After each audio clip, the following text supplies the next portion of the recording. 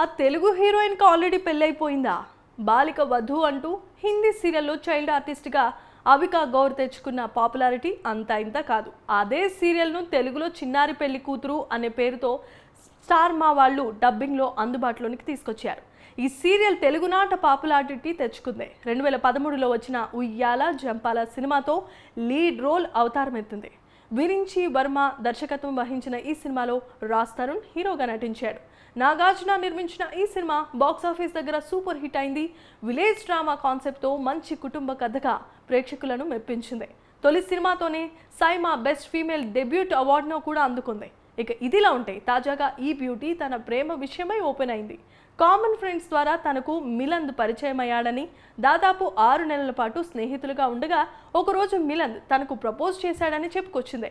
ఈ ఇద్దరి ఇష్టాయిష్టాలు కలవటంతో love proposal చెప్పగానే ఓకే చెప్పినట్లుగా చిన్నారి పెళ్లి కూతురు చెప్పుకొచ్చింది. అంతేకాకుండా తన దృష్టిలో మానసికంగా పెళ్లి ఎప్పుడైపోయిందని, సమయం వచ్చినప్పుడు అది జరుగుతుందని చెప్పింది.